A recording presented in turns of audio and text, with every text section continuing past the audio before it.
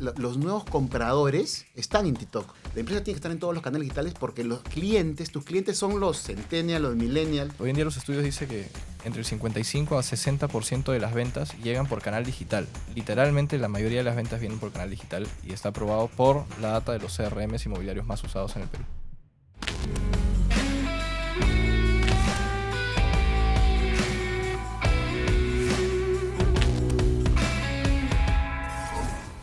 Bienvenidos a un capítulo más de la ciencia del marketing inmobiliario. Hoy día ya en el capítulo 29, ya tenemos por ahí una historia interesante de varios capítulos hablando con personas que son referentes en el sector.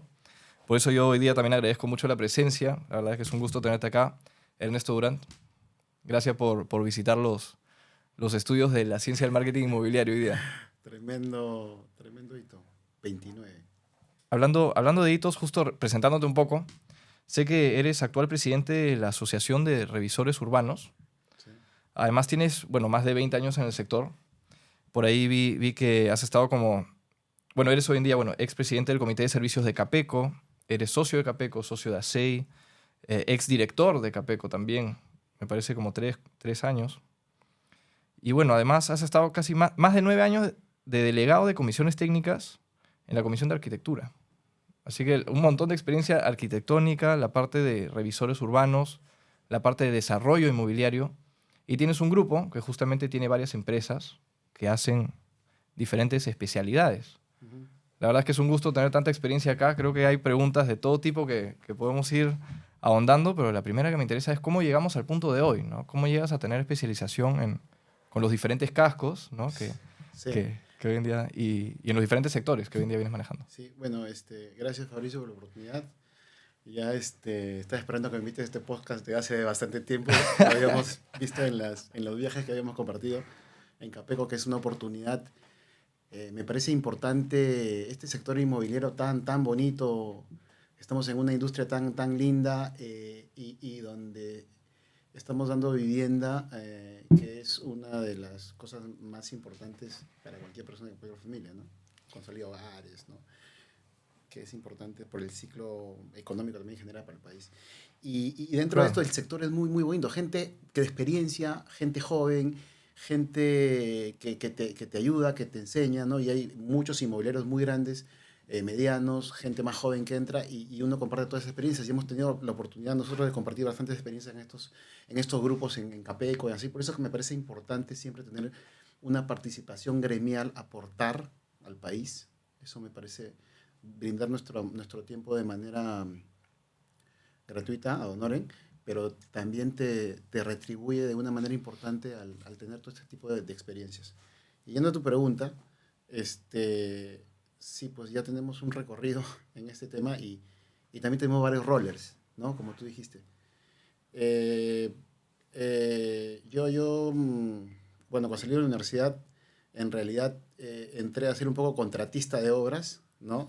Hacíamos muchos proyectos en back office de arquitectura comercial, Saga, y de ahí se dio la oportunidad de hacer un proyecto inmobiliario.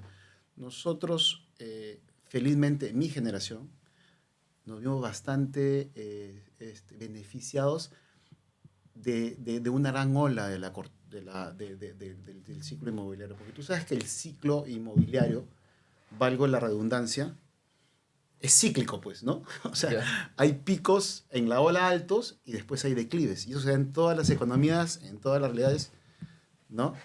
Y el Perú no es la excepción. Entonces, el tema del timing es muy importante, ¿no? Para saber qué comprar, dónde comprar, cómo hacer, ¿no? Y felizmente... Y estamos más o menos para tal vez contextualizar, no es que quiera preguntar tu edad ni nada, pero ¿en qué año más o menos habrás empezado en este rubro con estos...? Mira, yo desde que estaba en la universidad ya tenía empresa. Claro. Yo siempre he trabajado para mí. O sea, amén de que ahora también, digamos, trabajo como en delegaturas para el colegio de arquitectos y algunas cosas extras, pero básicamente mi trabajo ha sido de emprendedurismo y de empresarial. Entonces,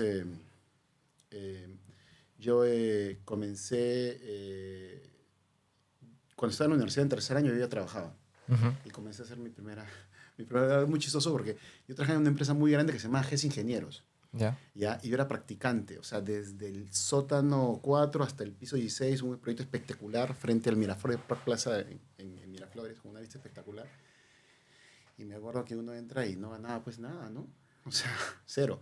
Y el Ah, ingeniero, literalmente ad cero, honorem, claro. claro. Y Claro. uno en realidad estaba recontra emocionado por poder aprender. Ujú. Y el ingeniero, como le daba pena, agarraba, me decía, oye, ¿sabes qué? Te voy a dar, me acuerdo, 5 soles 50 para tu almuerzo. Ya.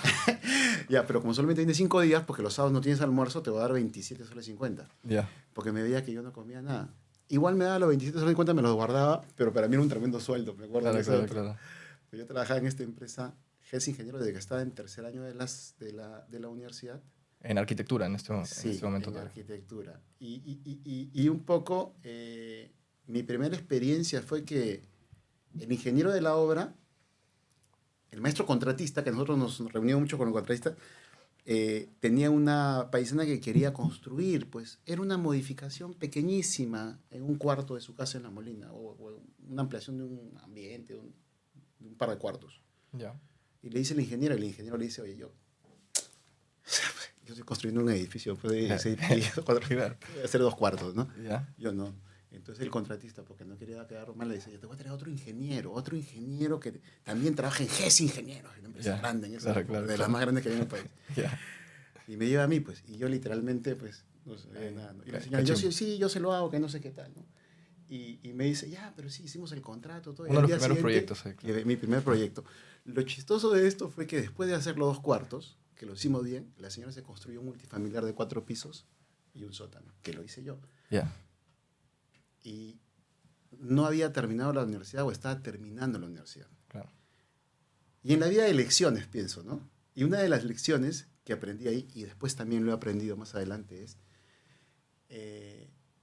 que yo nunca decía que no. Ujú, ujú. Yo siempre decía sí, claro, yo lo hago.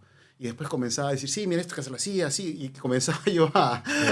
a ingeniármelas. Claro. Pero a la hora de la hora, después me asesoraba Ajá. de las personas que sabían, contrataba, me ayudaban, gente que sabía más, y sacaba adelante los proyectos. Mi primo, que fue uno de mis primeros socios, me decía, mira Ernesto, acá lo que hay que hacer es subirse encima del caballo. Ya una vez que estás arriba, ya tienes que ver cómo te mueves y cómo no te caes. Ya, claro. Esa es la lógica de la vida. Y así ha sido mi vida prácticamente en el emprendedurismo, de actitud más que aptitud, porque la aptitud se logra, pero con la actitud se nace y la puedes forjar de manera positiva, ¿no? Entonces, yo creo que es muy importante para los empleados, para los colaboradores de la empresa, más allá de la aptitud, que tengan actitud, ¿no? Totalmente de acuerdo. ¿Ah? Bueno, Sí. también hablando bueno, se nota también la vena emprendedora. Grandes empresarios dicen que el gran emprendedor es el que se salta del abismo y en el camino aprende cómo volar, ¿no?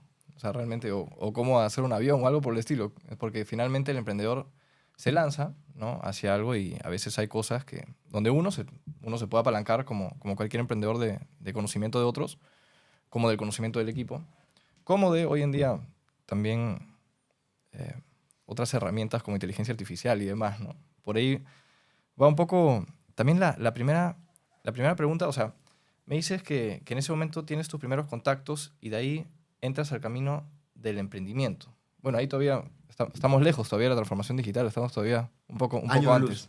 Un poco antes. Y ha habido un gran crecimiento en varias industrias y sobre todo en este tema de marketing. Ahora estamos viendo de cosas, me preguntabas, ¿no?, sobre inteligencia artificial. Hay una serie de cosas sí, que están creciendo de manera, digamos, exponencial. Entonces te hablaba de los ciclos, ¿no es cierto? Correcto. Entonces, la industria inmobiliaria tiene ciclos, de bonanza, de depresión, y nosotros nos tocó, digamos, el pico de la ola. Ujú. ¿No? Nosotros salimos de la universidad cuando comienza a salir adelante la ley de la promoción de vivienda social, proyectos Mi Vivienda, ¿no? Este es una norma, una ley que la hace, en realidad que se gesta un poco en la época de Fujimori, que la lleva adelante Toledo, ¿no? Estamos hablando alrededor del 2000, Ya. ¿no? Alrededor de eso, ¿no? 2000, 2003, 2004, yo qué sé. Yo ya en ese momento, ¿cómo me agarra esa ola, digamos? ¿No? Yo ya tenía una empresa de servicios que hacía servicios, obras a diferentes comerciales y también a viviendas Y esa experiencia residencial esa experiencia la vas ganando con este primer proyecto también. y con otros. Después le siguió otras también. Después conocí a un señor, a un gran amigo que era gerente de Ripley, me acuerdo, y nos comenzó, lo mismo, ¿no? Me comenzó a dar, oye, pero yo en realidad tengo que hacer una modificación, hay data y no sé qué, hay sistemas, y hay los puntos, y no sé qué. Sí, yo lo hago, pero ya lo he hecho. O sea, nunca lo había hecho. Igual me asesoró con personas que sabía, y al final me da, para hacer una oficina, yo terminé años trabajando con Ripley, y hacíamos todo el back office de Ripley, o sea, hacíamos toda la modificación de finanzas, mucho trabajo ahí, trabajé con SADA, hacíamos back office en diferentes empresas comerciales, y muy bien. Te crees el rey del mundo, tienes plata en el bolsillo, sales ¿no? a vivir la vida joven, tienes tu carrito, tu cosa, que no sé qué tal, y te olvidas un poco de las cosas que tienes que hacer. ¿Cuál es la visión de un empresario, de un emprendedor, o de un jefe, de un propietario de empresa? Es mirar 5 o 10 años al futuro. No puedes quedarte en el hoy. Ujú. Entonces tú siempre ves el hoy, estás tranquilo en tu zona de confort con tu buen cliente que te da buenos trabajos. El día que tu cliente te dice no va más, te quedaste en el aire. ¿Quién se comió mi queso? Entonces, uno siempre tiene que trabajar a doble, triple opción, plan de contingencia, 1 o 2, siempre prospectar, siempre salir adelante, siempre, o sea, ampliar tu Diversificar base, portafolio de clientes. diversificar productos, diversificar portafolio, o sea, pensar y repensar en el negocio. El trabajo de un gerente, de un gestor, de un director, no es pensar en el hoy, o sea, por eso tienes al back, o sea, ¿no? A la plana, Claro. ¿no es cierto? Que es la que está en el día a día. Obviamente tú tienes que hacer una función de supervisión, pero tú lo que tienes que estar pensando es 5 o 10 años, hacia dónde va el negocio, cuáles son, o sea, los nuevos negocios, qué voy a hacer, cómo voy a fidelizar a mis clientes, o sea, qué tipo de producto voy a mejorar, o lo que sea, ¿no? Mi servicio, cómo lo voy a mejorar. Y ese es el tipo de trabajo que uno generalmente no hace. Entonces, ¿quién se come mi queso? Me quedé sin Ripley, me quedé en el aire, sin trabajo. Pero felizmente había conocido a algunas personas y en ese tiempo estaba con mi primo, que tenía mucha experiencia corporativa, Ujú. y me viene con este tema que yo no sabía, pero ya estábamos en el tema de mi vivienda. Estábamos en el pico de la hora, recién comenzando, ¿no es cierto? No, sí que esto porque era como que mm, había mucha demanda de vivienda en el Perú, pero no había un producto asequible con un sistema asequible que es el bien futuro, que Ujú. es de por sí un sistema que no hay en otros países de Latinoamérica, por lo menos. O sea, lo que nosotros tenemos acá es una bendición de Dios. Claro, Tenemos la claro. demanda y tenemos la normativa y el sistema, digamos, Financiero para poder adquirirlo. financiero para poder adquirirlo. Bien Sí, futuro, eso no existe en ninguna parte del mundo. sí, es verdad. Y eso hace que en el mercado inmobiliario peruano se genere de manera, sin mucha barrera de entrada, se pueda generar este tipo de proyectos. De hecho, hay una estadística y de hecho, si tú te das cuenta, la media, el promedio de los promotores, empresarios inmobiliarios en el Perú son mucho más jóvenes que los empresarios inmobiliarios en otras realidades latinoamericanas como México, Ah, Colombia, mira. Chile. Cuando vamos a congresos inmobiliarios, o sea, son gente que te estamos hablando muy mayor o son segunda generación, tercera generación. Y acá estás hablando de gente que puede ser de repente como tú o un poco más, o yo cuando comencé, Claro, 22 años, 23 años, o sea, y que de repente tiene 30 años y ya tiene pues 5 proyectos encima, ¿no? claro, Chicos, pero los tiene claro, con claro. el sistema. Sí. Es muy bueno, permite que haya, digamos, mayor promoción de proyectos inmobiliarios y también puede terminar siendo malo Ujú, en el sentido que no hay mucho filtro. ujú. Entonces a veces algunas empresas no hacen las cosas bien y a veces justos pagan por pecadores y Es se verdad. ven algunos casos, digamos, malos en los medios que nos hacen daño, ¿no? Es verdad también, eso es cierto. Es una gran oportunidad, pero por otro lado también le da una oportunidad a los que no necesariamente están alineados, ¿no? Ahora, hay mecanismos de seguros también. Yo, o sea, te puedo comentar uno de los primeros proyectos que yo hice fue un terreno eh, también problemático, por así decirlo, porque los que antes habían construido ahí o iban a construir, era una empresa que de ahí fugó del país y se fue con muchas preventas, ¿no? Ujú, Que en este caso sean las preventas, porque ujú. en este caso se puede vender, ¿no?, crédito hipotecario desde antes que se entregue el bien. ¿Qué es esto del el bien futuro? Para explicarlo rápidamente, para los que todavía no lo habían escuchado. Entonces, esta empresa se fuga y ¿quién se queda con el terreno? Bueno, el que tenía la garantía, que era el banco en ese Ujú. momento. Entonces, el banco nos lo vende a nosotros y nosotros teníamos que negociar también con las personas que ya eran acreedoras, o sea, ya tenían deudas porque ya habían comprado. Entonces, felizmente, en esta oportunidad, hay muchas oportunidades donde yo no sé cómo será, pero en esta oportunidad se llegó a un acuerdo con todos, se construyó finalmente el proyecto de 77 departamentos, 20 pisos, ahí que que no era el proyecto anterior, hicimos otro proyecto, pero finalmente se le dio también departamentos a la gente que había comprado y demás. Pero casos como este, que ahorita no me acuerdo cómo era el nombre de esta empresa, hay varios en el mercado poco a poco que han salido en el transcurso de los años, ¿no? Somos más de 200 inmobiliarios, mucho más. Más. Y me parece hace poco haber visto que grandes inmobiliarios son casi 400, o sea, no son pocos. Y bueno, algunos, efectivamente, no todos tienen buenas prácticas y algunos después se fueron del país, dejando acá estos problemas que también nos afectan a nosotros en A credibilidad. los formales. Sí. Sí. Este es un mercado muy atomizado, de muchos actores, de muchos jugadores, y realmente hay muchas empresas que están haciendo las cosas bien, que son parte generalmente se agremian de los gremios, de ACEI, de Capeco, de ADI, yo qué sé, pero hay otras pequeñas, menores que entran un poco a jugar, todo el mundo se cree inmobiliario y a la hora este es un negocio de especialización, es un negocio que a veces uno cree que porque sabes, yo siempre digo, no, puta, acá todo el mundo se cree constructor. Y no, este no es un negocio de quién construye mejor, bueno, mejor no, quién construye más rápido, ¿no? Acá es un negocio, primero es un negocio financiero. Sí. ¿No? O sea, necesita de mucha capacidad también es. y conocimiento financiero. Financiero, es un negocio de especialización y es un negocio donde tienes que ser, y es tu tema, muy buen vendedor. Hoy por hoy tienes que diferenciarte, tienes que hacer un producto diferenciado, tienes que tener toda esa sensibilidad de cómo poder vender, porque acá lo que tenemos que hacer es unos campeones en poder definir un buen producto, apalancarlo, o sea, digamos, financiarlo, hacer la estructura bien, hacer una buena definición del producto, venderlo muy bien, y la construcción es lo de menos, porque la construcción por un momento es lo de tercerizas.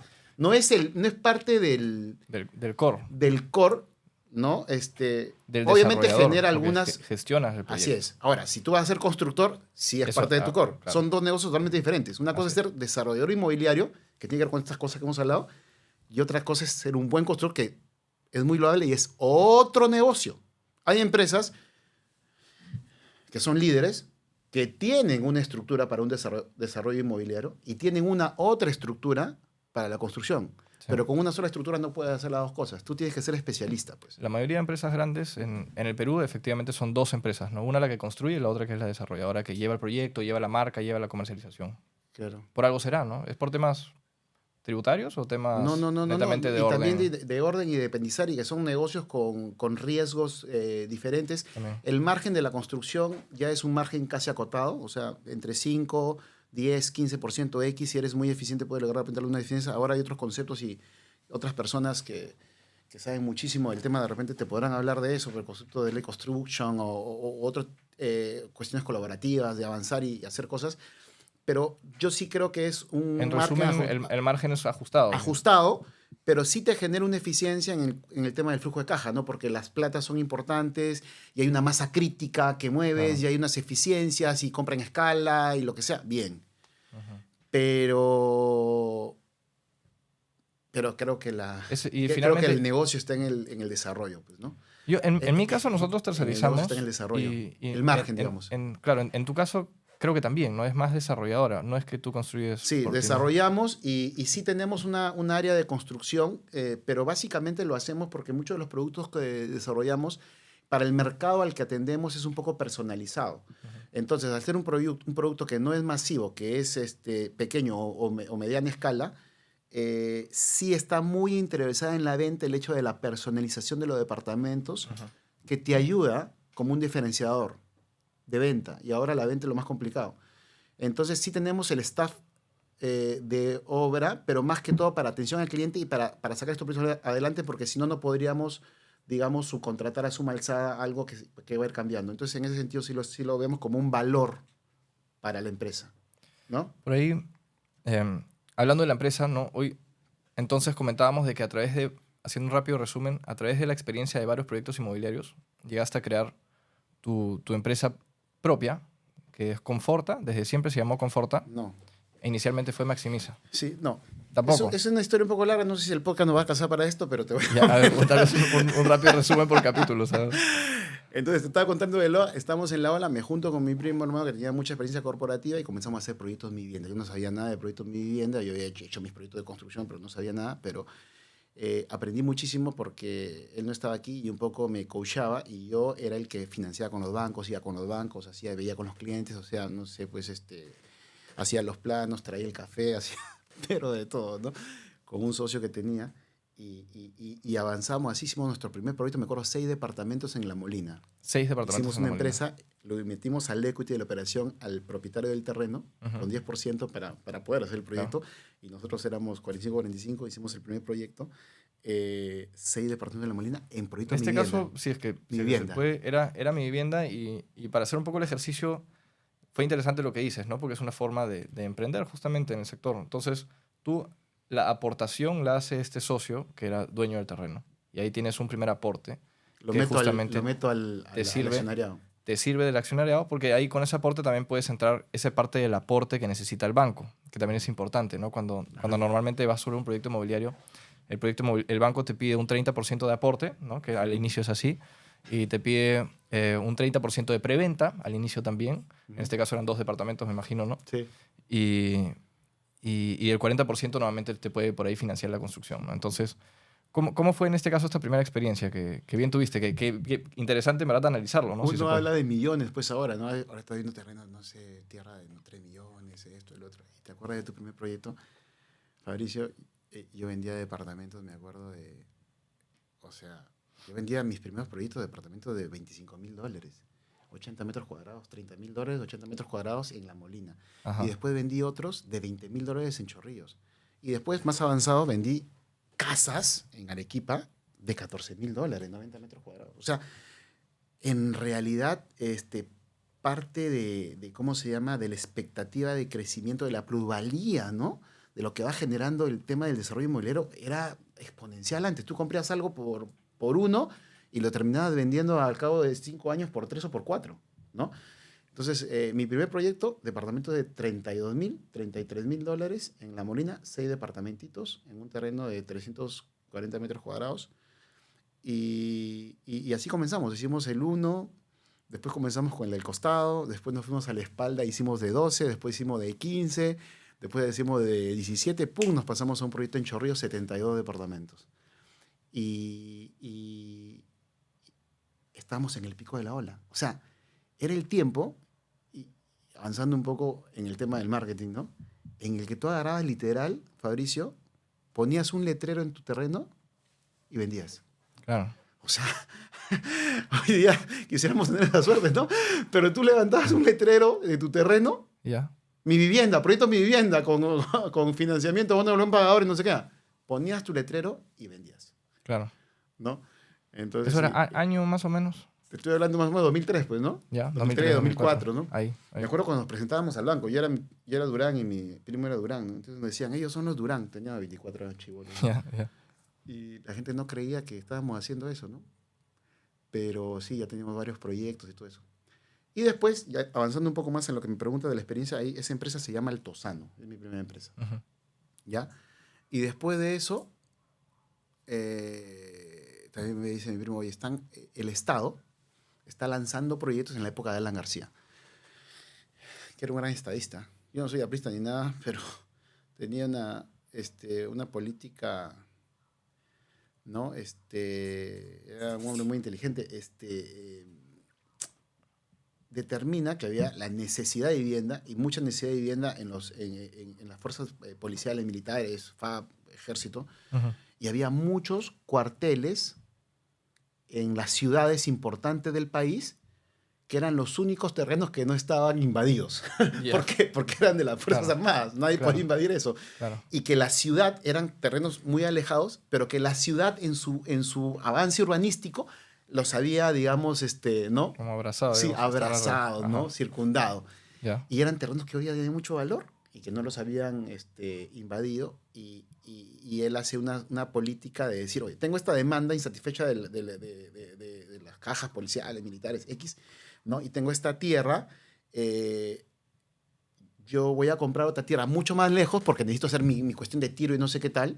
Ujú. Te voy a vender este terreno a un buen precio, pero dame tantos miles de unidades para mi personalidad al mejor precio que me puedas dar, con las mejores características que me pueda dar, y si tú haces eso, te llevas el terreno. Entonces comienza a hacer estos proyectos públicos, privados, y lanzarlos al mercado, y hay empresas inmobiliarias que comienzan a enganchar y presentarse a los concursos y ganan estos concursos. Nosotros éramos muy chiquitos, nosotros no llegábamos a poder cubrir eso, pero con este proyecto de 72 departamentos de Chorrillos, presentando y haciendo un montón de malabares, logramos. Y yo igual tenía temor en esa época, ¿no? Y ahí es otra cosa esta que te digo de que uno tiene que lanzar a la piscina. Nos lanzamos a la piscina, me acuerdo que estábamos compitiendo con Graña, con empresas grandísimas, y nosotros éramos los más chiquitos. En un proyecto en Arequipa, 28 hectáreas, para hacer 1000 viviendas para los militares, en Arequipa. Y nos presentamos y ganamos el concurso. O sea, yo participé, yo lo gané. Había un tema urbanístico a hacer ahí y hacer la mejor opción, del mejor precio, las mejores características para el personal de militar, 1000 casas en ese terreno de 28 hectáreas, 280.000 metros cuadrados. El negocio, para de las casas, 0 o casi muy mínimo. ¿Pero qué te dejaba? Después de la habilitación urbana y de hacer las casas, te dejaba 35% de la tierra. Ya, Entonces claro. tenías la masa crítica. Hacía la habilitación urbana, no importa costo cero, te dejaba 35% de la tierra, que ya hacías proyectos en altura. Hicimos proyectos Mi Vivienda, Mi Hogar.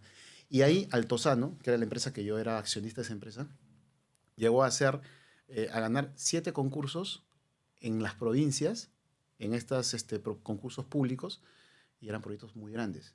Y uno fue en Arequipa, en Tacna, ganamos en Iquitos, ganamos en Trujillo, ganamos en diferentes partes, y comenzamos a desarrollar proyectos ya, la empresita sí, a una escala muy grande. Teníamos Claro, plaza en Tacna, teníamos plaza en Arequipa.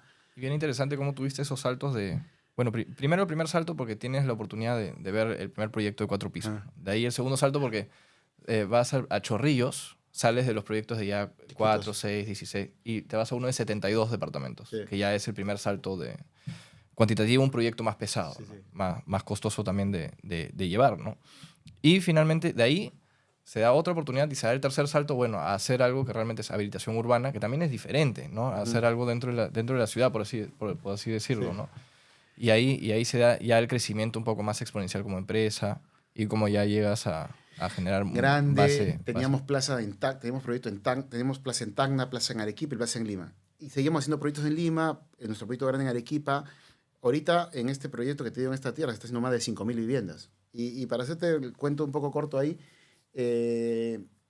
cuando llega Humala, dice, no, están regalando ¿cómo se llama? ¿Ya? La tierra y los cuarteles del ejército. Y todos los proyectos que habíamos ganado, los Uh, liquida. ya. O lo liquida o entra en un tema, y nosotros estamos con carta de fiel cumplimiento, carta de opción de buena pro, o sea, una serie de cosas. Pero lo que no pudo hacer es que ya habíamos enganchado, si mal no recuerdo, el de Tacna y el de Arequipa. El de Arequipa estaba muy avanzado, eso lo dejaron, lo renegociamos y lo dejaron.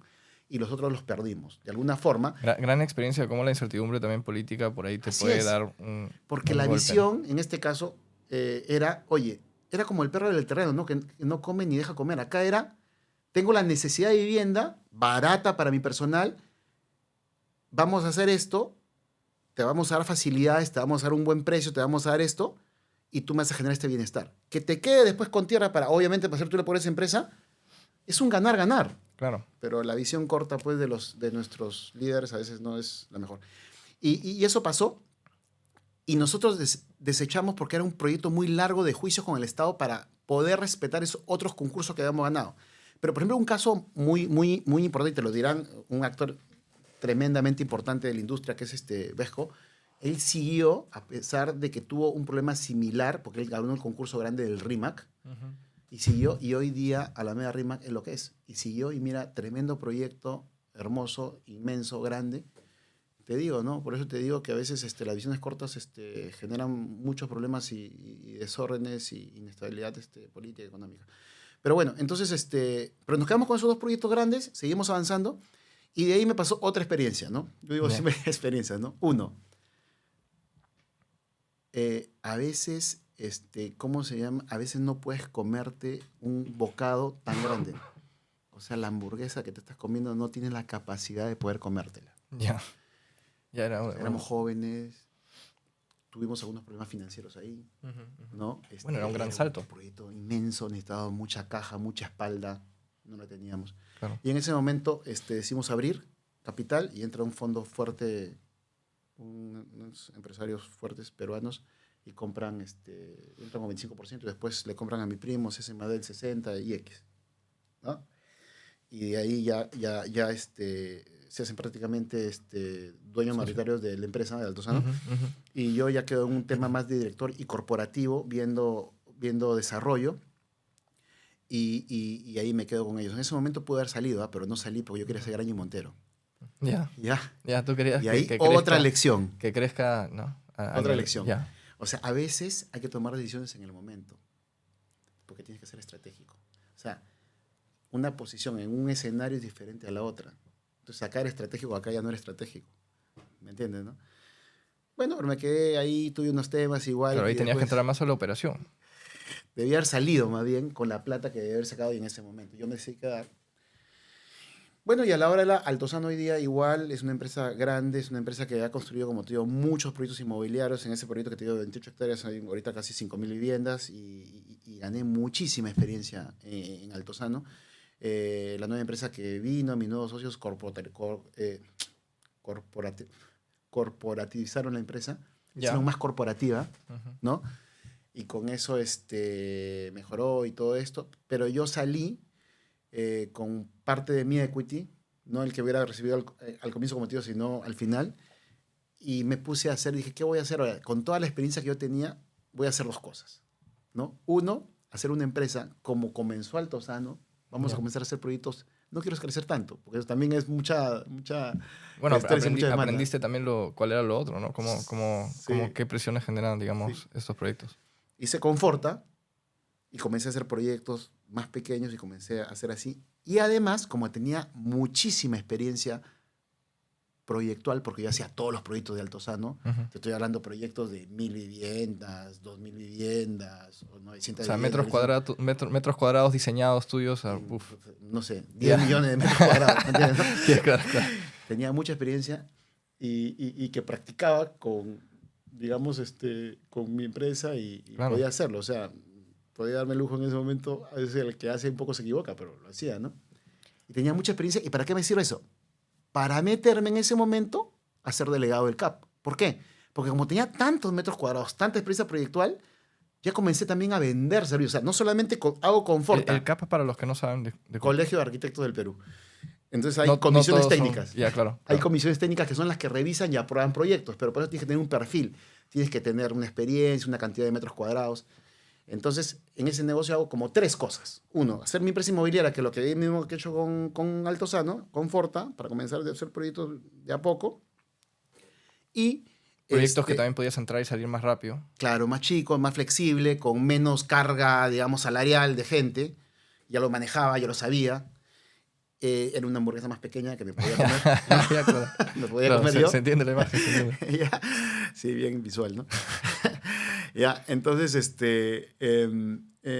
salgo a hacer eso y como tenía mucha experiencia proyectual, también vendo servicios para otra empresa de hacer proyectos. Segundo negocio. Otro tercer negocio es que digo, oye, pero yo puedo ser delegado, porque tengo tanta experiencia, me presento al al Colegio de Arquitectos del Perú para poder ser delegado de comisiones técnicas y comienzo a partir de ahí o poco después a comenzar a ser delegado de comisiones técnicas, ¿no? Y ahí comienzo, y en Conforta comencé ya de manera independiente, con el primer proyecto, primero en sociedad, después ya me solté y después comencé a hacer uno, dos, y hoy en día Conforta es una empresa que tiene 15 años en el mercado, tiene 22 proyectos digamos, que ha hecho, 17 están construidos, 5 están en proceso. A esta fecha más o menos hemos entregado, en Conforta, estoy hablando de Altozano, porque en Altozano hemos entregado más de 5.000 viviendas. ¿Eh? Claro, Estoy hablando claro. solamente en Conforta. Solamente de Conforta. Hemos hablado, proyectadas para el 2025, vamos a entregar más o menos unas 700 viviendas, entre proyectos nuestros y proyectos con socios. También hemos hecho proyectos con socios. Y sí, yo creo que fue una buena decisión. Pero además de eso, generé después de eso, en Conforta, Maximiza. Como tenía tanta experiencia proyectual y soy delegado del Colegio de Arquitectos del Perú, en el 2018 se presenta la oportunidad de ser acreditado para ser revisor urbano y yo me presento al curso de revisores urbanos y con eso soy acreditado para ser revisor urbano. Ahora, Ya vas ¿qué es? tres empresas al momento de 2018. Entonces, ¿en ese momento todavía? ¿O ya eran 4?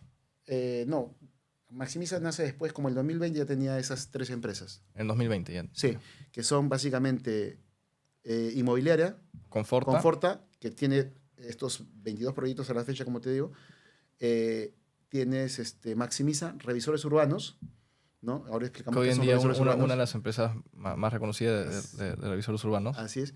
Y Desarrolla, que es una empresa que vende servicios de desarrollo de expedientes a otras empresas inmobiliarias. Pero sí, los dos negocios más importantes son esos. Tengo un cuarto negocio que recién lo acabamos de hacer que se llama Altavista, que es un poco para levantar fondos de gente Sí. que quiere invertir de manera segura en proyectos con Forta. Y escalar la operación Así es. finalmente de Queremos, ya un ecosistema que viene generando ya Así es. ¿Por en qué? 20 Hemos años entendido que es un negocio financiero. financiero. Sí, y el apalancamiento es importante, ¿no? Claro. Y la seguridad de la gente es importante. Entonces tienes que dar muestras claras de lo que estás haciendo. Y nosotros, gracias a Dios, tenemos muestras claras de lo que hemos venido haciendo estos 15 años, ¿no?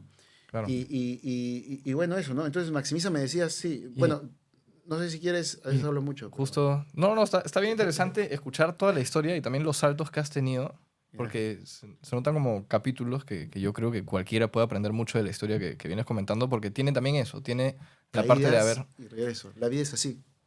Y el emprendedurismo, ¿no? Que es tuyo también. O sea, se nota que has ido viendo oportunidades de mercado mientras que ibas avanzando y se abrieron líneas de negocio también interesantes, ¿no?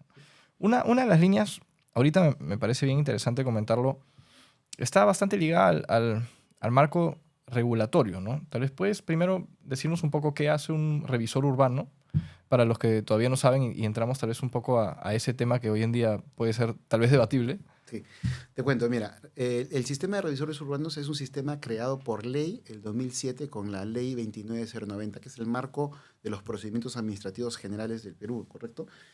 Se crea por ley, pero no se llega a cuajar este sistema porque los colegios profesionales no implementan el sistema, sino hasta el 2018 que el Ministerio de Vivienda asume el liderazgo, lanza la primera promoción, o sea, lanza el primer curso de revisores urbanos y todos los que tenían las cualidades, porque no es fácil ser un revisor urbano, se inscriben, hay muchos que no pasan para poder postular a ser revisores urbanos, se inscriben y sale el primer curso. Es un curso en el que hemos pasado exámenes, es un curso muy especializado, más o menos eso duró como unos 4 meses, si mal no recuerdo, 6 meses, no recuerdo bien, exámenes todas las semanas, y al final sale la primera promoción de revisores urbanos, que más o menos son alrededor de 100, ¿correcto? Después ha habido un segundo curso.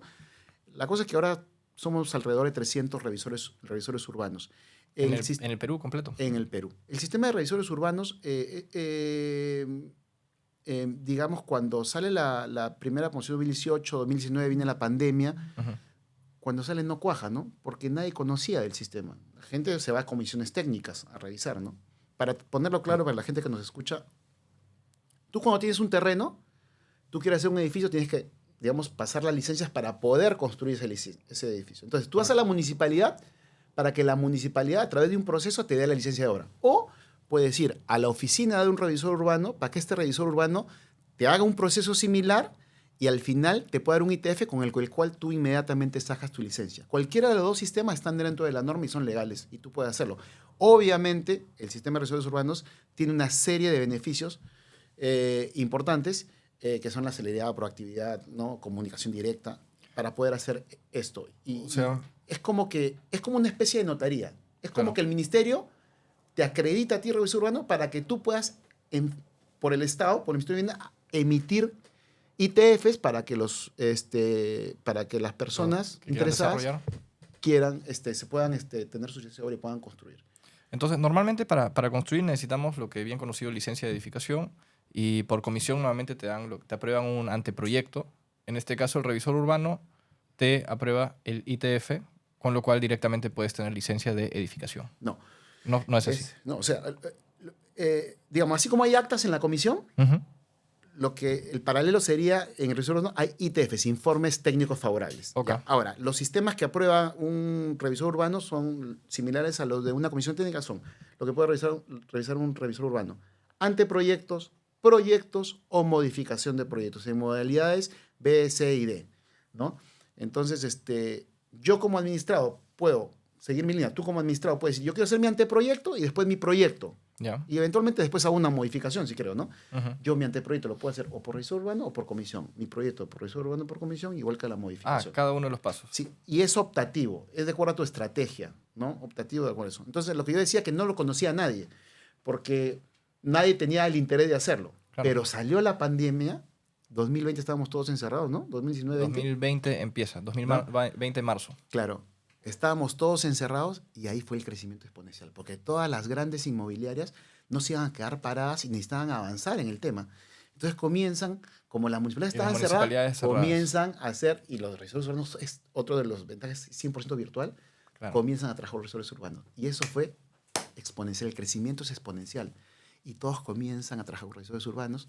Y hoy por hoy, ¿cómo se llama? El sistema es harto conocido, es bastante beneficioso y gracias a Dios yo represento a Maximiza Revisores Urbanos, es una de las empresas más posicionadas en el mercado como revisores urbanos. Trabajamos con las empresas más grandes del país, dando el servicio proactivo, celeridad, con toda tecnología, tenemos todo montado.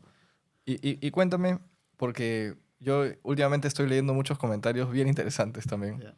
Cuéntame, ¿tú crees que esto, a ver, con las palabras dichas en los comentarios, voy a citar, ¿no? Uh-huh.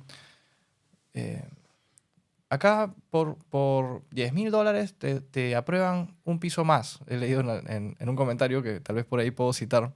Dice Vox Populi, ¿no? Por $10,000 te dan un piso más. Por eso estamos como estamos. El urbanismo en el Perú es un caos. ¿Tú crees que...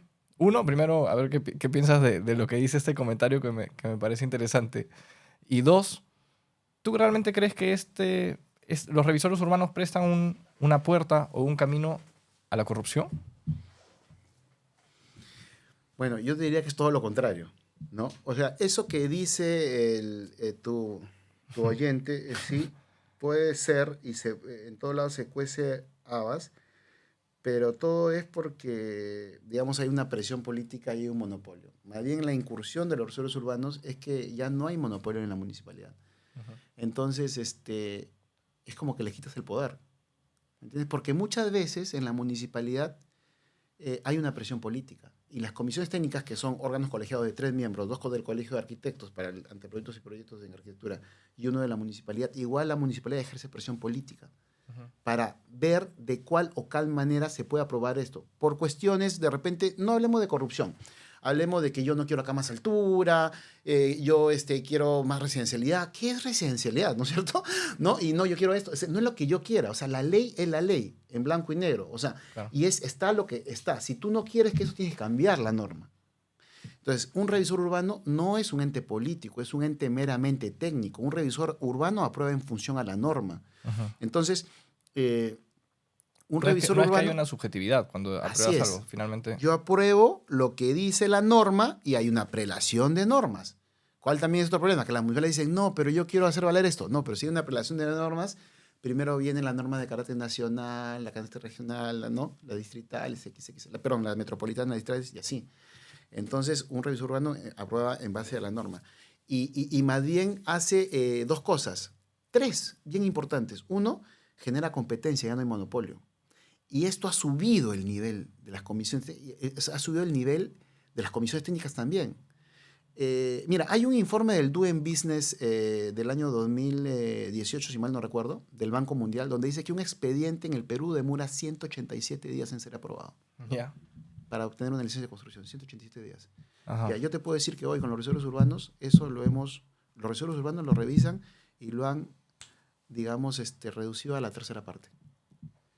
Y al ser tan eficiente el sistema de resorts urbanos, las municipalidades también tienen que ser más eficientes. Entonces, en general, lo hemos reducido a la mitad, al 40%. Claro. Entonces, ¿ha sido mejor para quién? Para los administrados, para la industria, para el país. Eso es bien importante, ¿no? La reducción de plazos. 1, 2. Claro, o sea, si es que a los que están escuchando, ¿no? Y por ahí han venido apuntando algunas cosas de la historia que ven, ya 30% de aporte, 30%, ¿no? Entonces ya, y quieren hacer su primer desarrollo inmobiliario, claro, se tienen que imaginar, los plazos normales eran 6 meses para saber si es que podías construir finalmente, ¿no? O sea, eso te genera mayores riesgos, te afecta el TIR, te afecta justamente todos los indicadores financieros que finalmente nosotros realizamos con tiempo. Sí. El tiempo es dinero. Sí. ¿Quién paga este costo injusto? Es un costo injusto. ¿Quién lo paga? O sea, de hecho, cuando el empresario, eso, ¿no? Que te dije de los 187 días, esa es la principal razón por la cual el Ministerio de Vivienda lanza el sistema de resorts urbanos. Es la principal razón. Claro. Porque ¿quién paga ese costo? Y el negocio inmobiliario es un negocio no de rentabilidad. La gente dice, inmobiliario malo, inmobiliario gana un montón de plata. Tú sabes, y tú estás en el mercado, que uno ya sabe lo que va a ganar, 10, 15% de X, pum. Claro. Pero y el hay, negocio... hay que decirlo también, ¿no? Porque yo creo, hay personas que creo que tienen esta falsa perspectiva, ¿no? El negocio inmobiliario, en verdad, sí, en promedio, como tú dices, gana 10 a 15% de utilidad. Y hay otros negocios con mayores utilidades también. O sea, finalmente hay que decirlo también, ¿no? Claro. Pero ¿cuál es el negocio realmente inmobiliario?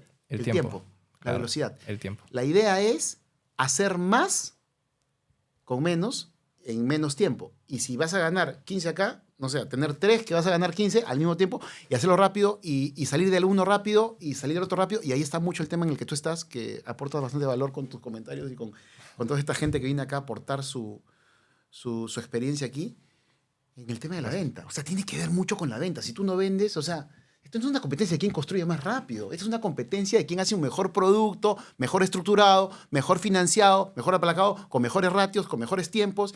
Lo vende más rápido y sale de ahí. No es una competencia de quién construye más rápido. Y sale de ahí más rápido y hace el siguiente, y el siguiente, y el siguiente, y gana 15 acá, 15 acá, 15 acá, 15 acá, 15 acá, 15 acá. Y esa es la competencia del desarrollo inmobiliario, ¿no? Hay muchos que con pocos años han podido escalar más que muchos con una trayectoria más larga de años. No necesariamente han escalado tanto también, ¿no? Ujú. O sea, finalmente es un tema de ser, ser muy estricto con los números, ¿no? Tenerlo claro. Y finalmente saber cómo escalar la operación, como tú dices, porque necesitas varios proyectos sí o sí para hacer finalmente una empresa. Masa crítica, te comen los gastos fijos. O sea, yo no sé, tú estás Necesitas un ahorita equipo. virtual, ¿no? Porque tú eres un nómada digital, creo. Bueno, o sea, la parte de desarrollo inmobiliario todos estamos presencial también. Pero, es así. o sea, ¿cuánto Cuesta. paga de planilla? O sea, Puede llegar- bueno. julio y diciembre nosotros estamos más estresados porque tenemos que pagar doble planilla. Sí, Pero es así. sí, es así, es así. Es así, pero estamos contribuyendo al país, estamos haciendo eso, y para eso necesitamos hacer más proyectos, para que se disuelvan, no diluyan los gastos fijos. Claro. Y eso, No es... no cualquiera ha vivido en algún momento tener, Entonces, claro, costos en ese fijos sentido- de 6 cifras a final de mes y tener Sí. que vender para el fin. Sí o En- sí, siempre tener que cubrir todo, ¿no? En ese sentido es muy importante la tigre el tiempo. Y por eso es muy importante los cuellos de botella, ¿no? Desenredar estos cuellos de botella que son muchas veces la tramitología en el anteproyecto, en el proyecto, en la conformidad de obra. Y eso es lo que vi, o sea, el Estado, el Ministerio de Vivienda, a través del, ¿no? el Estado, a través del Ministerio de Vivienda, lanza este sistema para y también hay que decir que el sistema de revisor urbano no es un sistema nuevo que nos haya iluminado el Ministerio de Vivienda y lo haya lanzado en el Perú. Es un sistema que se practica con éxito en otros países, ¿no? En México, que están los revisores independientes, en España las entidades colaborativas, en Colombia los curadores urbanos, en Chile los revisores independientes, y se practica con éxito. En Colombia, por ejemplo, tiene 25 años y ha acelerado mucho en nuestra construcción, y nosotros estamos en pañales y estamos, digamos, adaptando y copiando estas realidades más avanzadas, ¿no? De la región. Y siendo una contraparte, las municipalidades generan anticuerpos, los revisores urbanos. Bastante, pero para llegar a ese punto, respondiendo a tu pregunta, lo que te quería decir es, entonces, velocidad, rapidez, normativa técnica, pero precisamente como el revisor urbano es técnico y revisa en base a la norma, las municipalidades pierden el manejo y sí generan este conflicto. Porque claro, la municipalidad tiene el manejo único, ¿no? Antes de Ahora esta ya figura, ahora ya no. Entonces, entre comillas, tú puedes irte por acá, presentar correctivo urbano y te tienen que dar la licencia. Claro. Entonces comienzan estos, algunos alcaldes, equivocados alcaldes, comienzan a hacer una presión política, que es lo que ha pasado los últimos 2 años con los nuevos alcaldes que han salido, Miraflores, ¿por qué no decirlo? Miraflores, Surco, San Borja menos, ahora Surco y San Borja está más tranquilo, pero Ahora Surco y Miraflores San Borja más sí ha sido, la verdad, bastante lamentable lo que ha hecho, ¿no?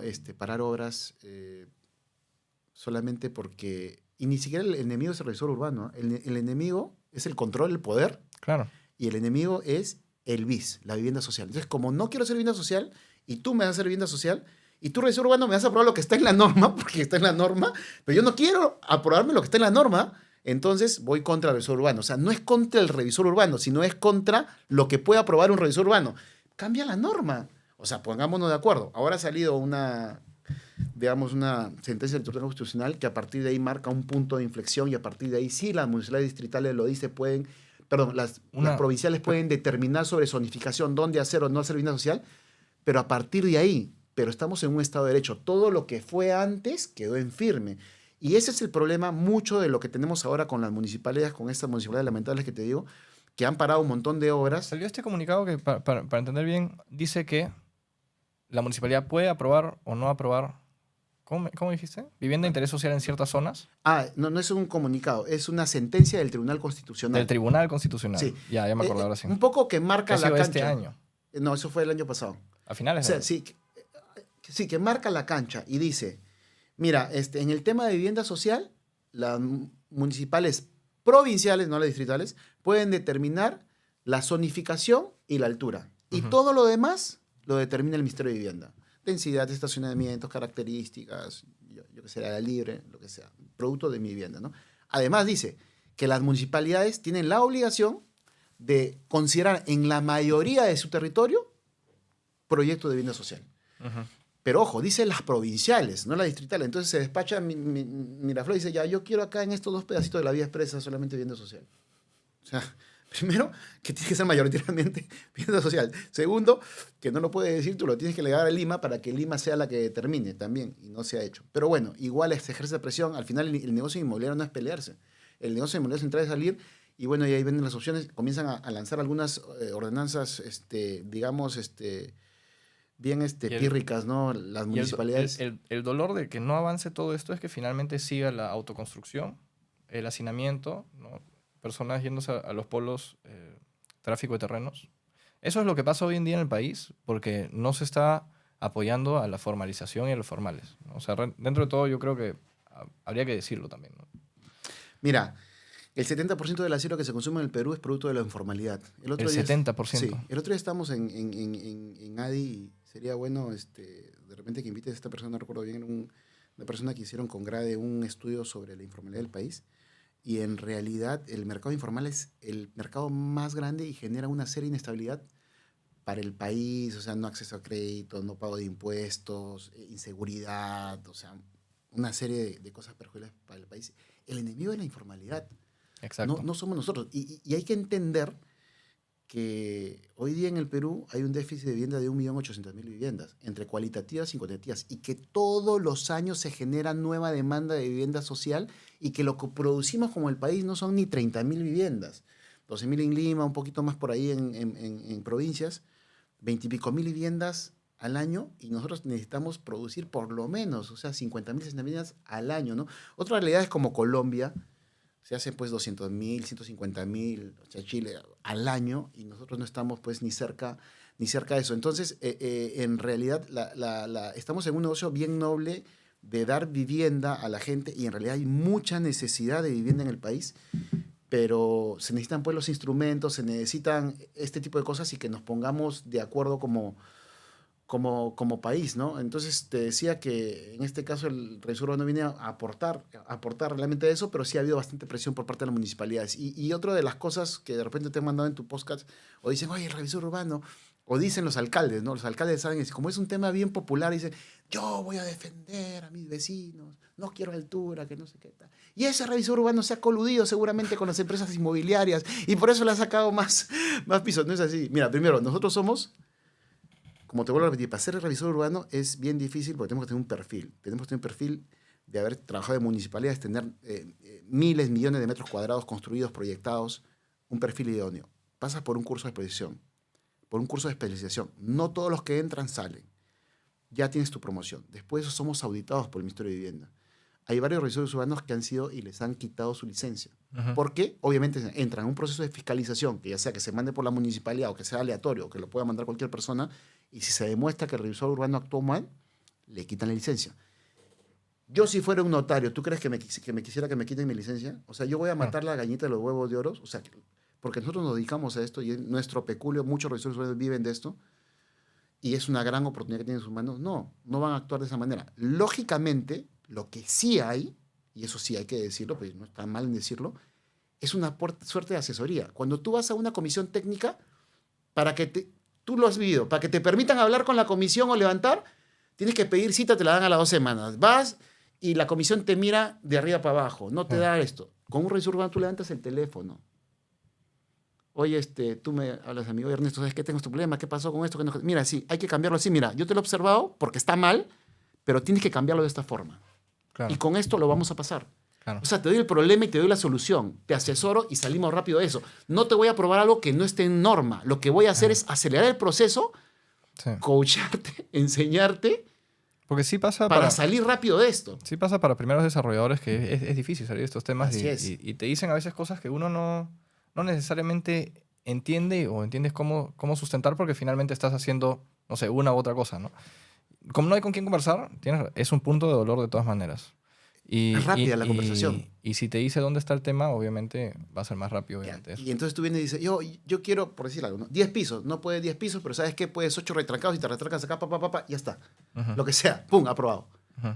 ¿Y por qué? Porque vamos a agarrar la norma nacional. ¿Cuál es otra mentira que dicen los alcaldes, no? Entonces, ahí lo que dicen es que nadie se colega con nadie, porque el registro urbano no va a arriesgar perder su licencia para aprobar algo. Lo que sí hay es una proactividad, aceleración y de repente una flexibilidad hasta donde se pueda dar la norma. Eso sí, lógicamente dentro de la norma, ¿no? Dentro de la norma. Pero es mucho más rápido, es mucho más flexible, ¿no? Esto me parece súper interesante. Si me dejas por ahí, podemos revisar algunos comentarios Sí, sí. y ver si es que están dentro de, aprovechando tu experiencia, dentro de lo que es lo cierto, porque algunas cosas la verdad es que causan intriga. Y yo quisiera contestar algunos comentarios contigo, si se puede. Ujú. A ver, vamos a buscar algunos comentarios como el que te digo. Acá, por ejemplo, dice, los grandes proyectos BIS se construyen siempre fuera de la metrópolis y se respetan los parámetros de las ciudades existentes. Ese, por ejemplo.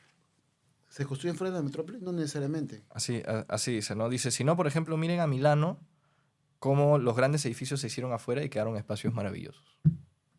Pero sí, ¿No? podemos hablar, es un poco largo, pero te podemos Sí, hablar. pero por eso... Hay dos formas de crecer la ciudad, te voy a decir, ¿ya? O creces por densificación o por expansión. ¿Qué es lo que tú es una estrategia? Por expansión puede ser una forma de crecer, pero para eso necesitas infraestructura. Por ejemplo, como tú lo has vivido, porque tú vives en Europa, los, digamos, ¿Subterráneos? los subterráneos, el sistema de comunicación, trenes de cercanía, Tranvías. tranvías rápido, ¿no? Y generas polo de desarrollo. Independientes polos, pero la gente se puede mover muy rápidamente. Acá en el Perú ha sido un país, una ciudad que ha crecido de manera, digamos, amorfa y ha crecido así por extensión, pum, pum, pum, pum, pum. Y esto te genera más costos de fricción, te genera más gastos, ¿no? Entonces, ¿qué es mejor? gastos- Construir fuera una cuestión que tienes que llevar el agua, la luz y no sé qué, todas las redes, y que esta persona de acá, para ir a trabajar a Lima, va a demorar 4 horas para ir entre 2 horas de día, 2 horas de regreso, eso es inhumano, ¿no? Que no digo que no pueda hacer si se genera un planeamiento urbano considerable, pero también puedes crecer por densificación. Si nosotros pusiéramos a Lima realmente y pusiéramos la densidad de todo Lima y la pusiéramos en pisos, no llegaría a más de 5 pisos, todo Lima.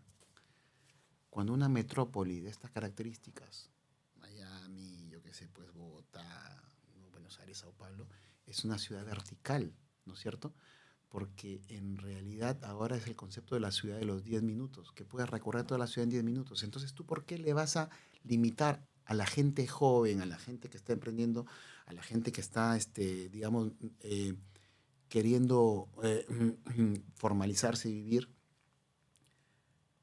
Lo vas a castigar a que se tenga que ir a vivir al cono, ¿no? O sea, ¿dónde vive, por ejemplo, tú, joven, ¿no? Tú vives con tu madre y tú te quieres independizar, ¿te tienes que ir a un cono o puedes vivir de repente no tan lejos, en un sitio de moda en el centro, en un edificio alto, bien, con todos los servicios, de 40, de 50 metros cuadrados?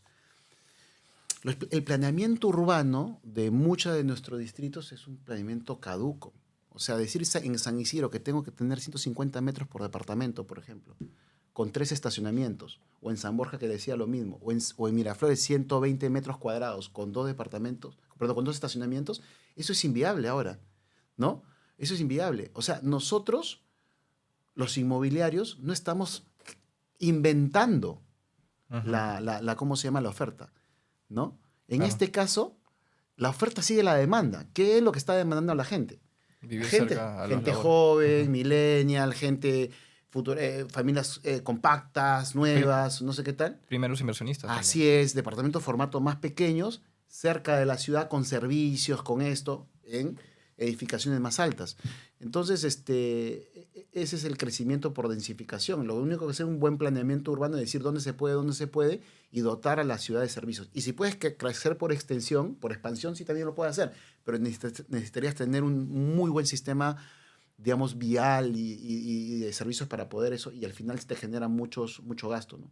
Cuando, por ejemplo, la gente va, invade un cerro, ¿cuánto crees? Lima crece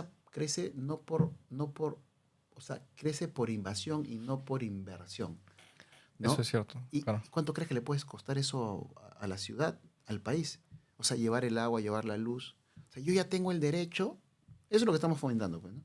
O sea, con este tema de la informalidad, ¿no? Yo tengo el derecho, porque tengo mi lote acá, pongo mi agua, ponme luz, ponme esto. ¿Cuánto le cuesta eso al Estado? ¿Cuánto le cuesta esto al país? Claro, claro. Que no quiere decir que no lo planteémoslo de manera ordenada. Sí, De manera ordenada. hagamos La ¿no? habilitación de que tenga Polo de su factibilidad, sí. desarrollo, habilitaciones urbanas, zonas alejadas, y también crezcamos por densificación, ¿no? De las dos Ahorita, formas, con un planeamiento. claro, claro, por darle una breve imagen, ahorita un polo, por ejemplo, está poco a poco creciendo en el sur, tal vez, ¿no? Sí, Con los centros comerciales de Punta Hermosa, que cada vez hay más cosas también por ahí en la sí, parte del sur, cosas en San Bartolo, sí. está desarrollándose San Bartolo. Entonces, recién está creciendo un segundo polo, pero estoy totalmente de acuerdo de que mucha parte está densificada acá en Lima, que es una de las partes que tenemos como resultado de lo que se ha dado en tantos años de desarrollo no tan ordenado. Ujú. Y finalmente, lo que sí, de todas maneras, hay que decirlo también, es una buena respuesta al comentario de, no, todo lo de vivienda de interés social tiene que estar a los polos, ¿no? Todo vivienda de interés social tiene que estar en la parte de afuera de Lima. No estoy de acuerdo porque la mayoría de trabajos hoy en día están acá. Entonces, si es que, como tú dices, una persona joven se quiere independizar, va a tener que ir 2 horas al trabajo donde está el foco hoy en día, la va a tener bien difícil, ¿no? Eso se llaman costo de fricción y es inhumano. O La sea, verdad que que un sí. padre no ve a sus hijos porque sale a las 4:30 de la mañana, 5 de la mañana para llegar al trabajo a las 7 y llega después de las 10 y sus hijos están durmiendo. Claro. Bueno, la verdad es que quedó bastante corto el episodio para hacerte varias preguntas que yo todavía tenía y, y quería cerrar un poco ligándolo a la parte de marketing. Si me puedes ayudar también en esta historia, cómo han ido los hitos también entre un capítulo y otro, viendo cómo la parte digital, la parte comercial ha ido cambiando en el transcurso, en estos más de 20 años de experiencia que tienes, de los cuales tanto hemos podido hablar también de diferentes experiencias. Sí, te contaba de mi primer proyecto en La Molina, 6 departamentos, El Conquistador 1. ¿Ya? Ya, 6 departamentos. Ponías tu cartel, ponías tu caseta de venta que yo me iba a comprar a Villa El Salvador. Yo me iba a comprar a Villa El Salvador. Ya. ¿Has visto esas casetas de ventas esas que sirven para las invasiones? Pues esas que son de maderita. ¿No? Ya. Esa era mi Claro, la caseta de de venta. maderita, ya. Ponías tu plano, ¿ah? O sea, impreso, así ploteado, con no sé qué vaina, ¿eh? Tu silla esa de que cuestan 10 soles ¿Ya? ¿De ¿cómo se plástico? llama? De plástico, Ya. tus 2 sillas, y tú no ponías piso, porque es muy caro, ¿ah? Ya. Afirmado nomás, afirmado Ya. el terreno ya. Y ponías ahí a tu señorita, o tú estabas ahí, ponías tu letrero y vendías. Esa era la venta cuando comenzó mi vivienda 2013. Vendías, y vendías un montón. ¿Ya? Qué loco. ¿Cómo ha evolucionado esto? Y después, creo que ese fue un primer, digamos, estadio. Y después creo que un hito muy, O muy, sea, muy, muy rápido la importante. contradicción, hoy en día las salas de venta te cuestan miles y miles de soles. O sea, miles y miles de verdad, ¿no? O sea, decenas de miles, si es que no cientos de miles, dependiendo qué proyecto. Así es. Pero esa fue la época y fueron varios años. Y después un hito muy, muy importante que marcó y revolucionó el tema del marketing en el que tú estás metido, ¿no? Fue cuando vino Imagina, ¿no es cierto? Ah, entró, imagina, Sí, al Perú. entró Imagina Perú, que viene con toda la experiencia chilena, son chilenos, eh, y hacían unas casetas de venta espectaculares. Pues nosotros estamos no estamos Claro, claro. en las cavernas, ¿no? Ya. ¿No? Y ellos vienen con o sea, eran departamentos pilotos con unas casetas espectaculares, con unos eventos espectaculares. Y claro, y era muy lógico pensarlo, ¿no? Porque, o sea, tú compras un auto en un showroom espectacular, te dan el auto para que lo pruebes, todo, te vas a llevar, no sé, Claro, un claro. Mercedes ya siquiera, que te va a costar 100 lucas, ¿no es cierto? $100,000. Que no sé qué tal.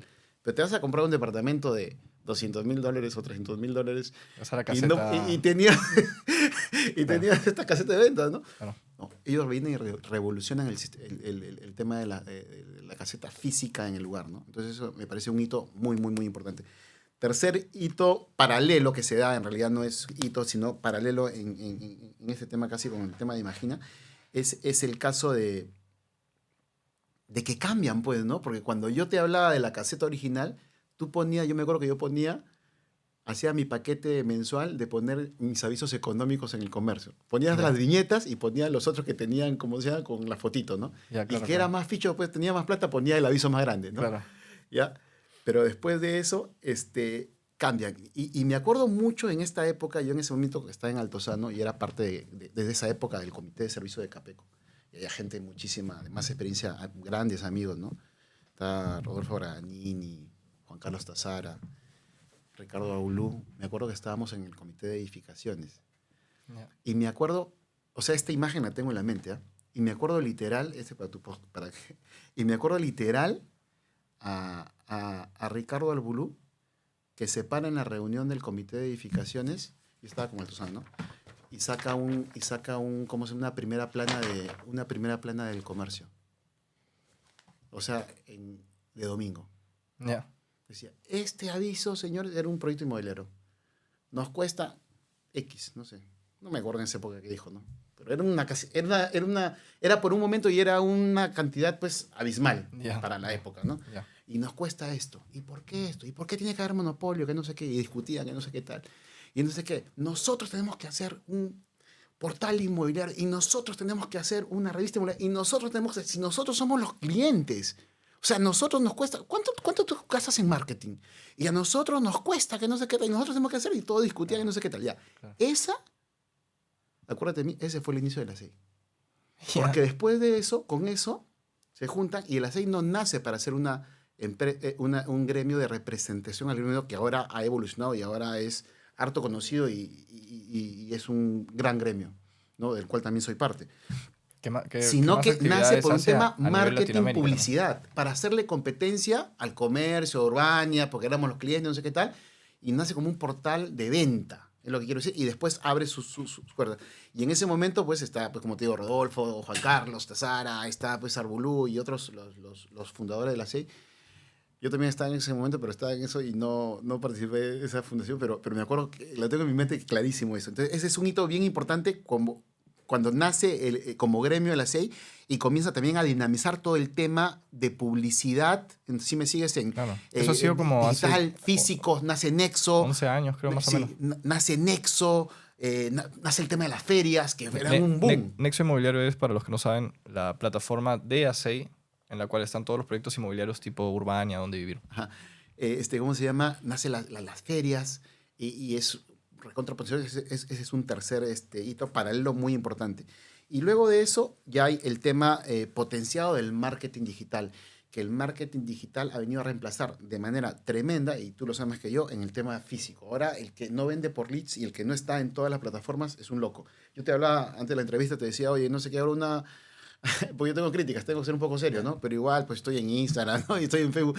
Y digo, ¿y por qué no estoy en TikTok? No estoy en TikTok, pero me voy a TikTok. Porque los nuevos compradores están en TikTok. Claro. Y si va a salir, no sé, otras nuevas plataformas, tenemos que estar en todas esas. O sea, la empresa tiene que estar en todos los canales digitales porque los clientes, tus clientes son los Centennial, los Millennial.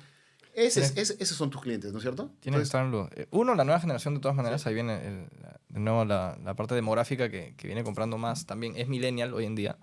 Y como tú dices, bueno, en el marketing hay una ley, ¿no? Que es el marketing sigue cambiando y moldeándose y siendo flexible según dónde están los ojos del posible comprador. Y si el posible comprador, que hoy en día, no solo los jóvenes, o sea, realmente TikTok lo usan muchas personas. Yo tengo perfiles de más de 50 años en TikTok. Y la verdad es que funcionan bien también porque hay una grande parte demográfica también de más de 50 años que usa TikTok. O sea, hay que decirlo también. Bien interesante también el resumen que nos das de la parte comercial. Hoy en día hay... Cuéntame. Sí, perdón. Pero ya para terminar, lo que me ibas a preguntar. ¿Y hoy día cuál es la plataforma? Hoy día ya después de todo esto que hemos pasado, la pandemia ha, digamos, acelerado ¿no? y se ha aumentado todo este tema digital, que ustedes lo manejan muy bien y uno es loco si no vende con list, tiene que meterle mucho más que al físico, al digital. Pequeño, claro. Hoy en día los estudios dicen que entre el 55 a 60% de las ventas llegan por canal digital. O sea, realmente literalmente la mayoría de las ventas vienen por canal digital y está aprobado por la data de los CRMs inmobiliarios más usados en el Perú. Así es. Y ahora, ya en el estado que estamos ahora, ya es con todo este tema, ya llegamos al cliente hiperinformado. O sea, hiper informado. Entonces, el que te compra, el que ya tiene todos los análisis, tiene todo, abre su laptop, abre su vaina, bum, bum, bum, te compra incluso virtual y te compra eso y está hiper informado, entonces tienes que darle mucha información, tienes que estar en todos lados. Ya yo creo que ya no es una opción saber dónde o en cuál vas a estar, tienes que estar en todos lados y saber a dónde vas a apuntar más tu presupuesto, eso sí, ¿no?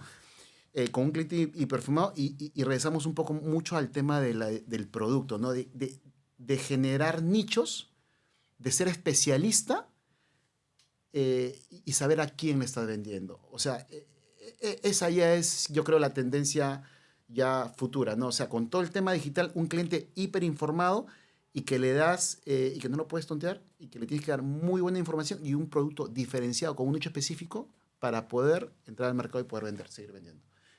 Buenas, bien interesante. O sea, tú dices, haciendo un pequeño resumen, claro, marketing inmobiliario 1.0, yo saco el cartel, se vendía con mi caseta que ni siquiera tenía tanta inversión detrás, era la caseta. Marketing 2.0 entran los extranjeros y dicen, oye, mira, acá están invirtiendo más, tienen su piloto, tienen los acabados, por ahí están revisando otras cosas. Marketing 3.0 empieza la parte digital, o sea, ya canales adicionales a los que normalmente teníamos, plataformas nuevas, actividades gremiales que justamente Ferias. apoyan la parte comercial como las ferias, que ya empiezan ahí hace 11 años, no estamos hablando mucho, ¿no? Es bien interesante. Sí. Hace 11 años empieza esta parte comercial nueva y hoy en día, después de la pandemia, ya hace 4 años, estamos hablando de 3, 4 años, ya empieza la hiperconectividad, las personas también sobrecargadas de información, porque 50 inmobiliarias le escriben a la misma, le Cada atacan a rato. la misma. Entonces, ahora sí estamos en un contexto más incierto, más complejo de todas maneras. Y estamos en un contexto, disculpe que te corte, de poder o sea, el poder del comprador. O sea, Era el comprador un mercado de hiperinformado, vendedores así antes. es. Era Hoy un el mercado de vendedores, ahora un mercado de compradores. Hiperinformado, con mucho poder de negociación, ya puedes saber, ¿qué me vas a dar tú para comprarte? Claro. O sea, Eso se escucha en la feria. ¿cómo te vas a poner bonito para comprarte? O sea, Eso- no estamos hablando solamente de precio. ¿Eh? Yo quiero Sí. precio, pero quiero todo. Claro. Yo quiero mi cocina, mi tele. Estatus. Claro. O sea, ¿por qué? Sí, todo claro. Ha sido una gran conversación. Yo seguramente por ahí va a haber espacio. Hay un montón de preguntas que no pude hacer para algún capitulito. Por ahí sí te puedo robar en algún Claro. momento más tiempo porque creo que hemos podido tocar muchos temas. Ojalá haya la oportunidad de poder tocar los otros que ahí tenía apuntado para una siguiente oportunidad. Gracias realmente por todo lo aportado, Ernesto. Te agradezco y seguramente la audiencia también con todo lo que has podido contar y que se nota que viene de experiencia propia.